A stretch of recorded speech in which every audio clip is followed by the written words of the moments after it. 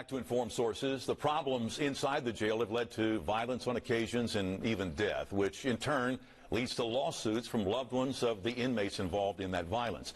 One of the most shocking incidents, the stabbing death of Dion Byrd in a holding area while he was waiting to see a judge for charges relating to a deadly car crash. While waiting, another inmate allegedly stabbed him in the neck with a homemade knife. This happened last October. Byrd's family has filed a wrongful death lawsuit, and that's not the only lawsuit. Families of Raymond McGee, Marcus Donald, and Gershon Freeman are all suing the sheriff's office.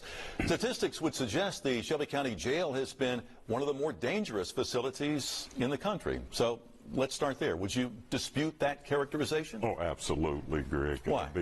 When you say one of the most dangerous facilities in the country, I think that's a little over the top, if you will. Sure, we've had our problems and we've had our incidents problems with the old facility, and you mentioned it in your intro about homemade knives. I mean, yes, inmates are making resourceful. Are resourceful. But let me tell you what we are doing. I mean, we're getting scanners now. We've got wands. We have, every time a defendant goes to court, they have to go through a scanner, like an airport scanner. So we're doing all we can do to keep those types of things from happening again. But I don't think that we're one of the more dangerous facilities. We have jail deaths just like anyone else, but a majority of our jail deaths are from medical issues. The medical issues that this community suffers from. We hadn't talked about mental health. We hadn't talked about heart disease, diabetes, cancer. We had a gentleman that died that never came to the facility, but we had to take the number of jail death. He had cancer.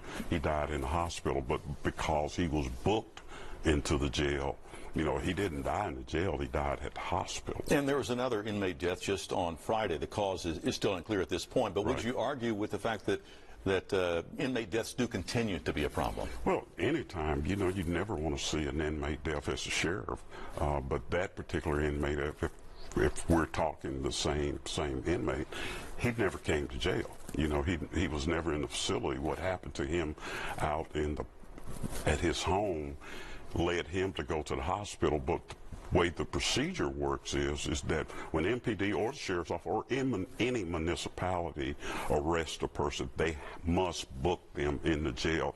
Though they're not physically there, they might be at the hospital, and that was the case. I think if we're talking about the same case, that's what happened in that case, is that the guy never stepped foot through 201. He died in the hospital. You know, over the years, the jail certainly has faced a lot of these challenges, you know, with the violence and keeping inmates secure there.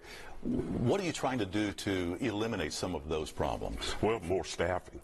More staffing,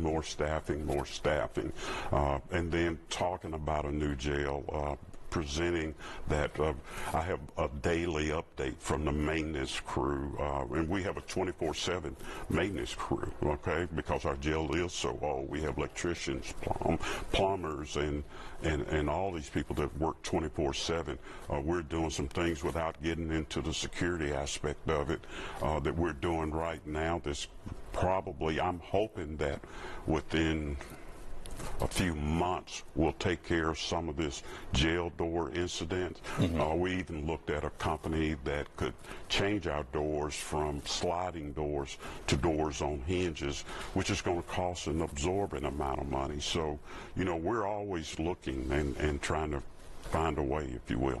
I think between 2016 and 2023, I saw where there was documentation of perhaps 50 deaths within the jail. You haven't been sheriff all that time. You're there at 2018. But I'm guessing that isn't acceptable. No, it's not acceptable, but you have to go back and look at what was the cause of those deaths. All of those deaths were not through inmate officer violence type things. I guarantee you the overwhelming majority were from health issues. We come from a very unhealthy population here in town, and a lot of these are medical issues. When an inmate comes in and he has kidney problems, and you know, we take detainees back and forth every day for dialysis. We have a dialysis machine inside the jail. it's just so many health related. So if you go back and you look at it, and we try, when we update it, we try to give the reasons. Some of the times we can't because the medical examiner hadn't ruled And privacy yet. rights. Right, Yeah. and then HIPAA laws get involved. But we really try to be as transparent as possible. All right, we have to move on from here, Sheriff. I'm sorry to interrupt. We'll have some final thoughts when Informed Sources continues. Life's busy.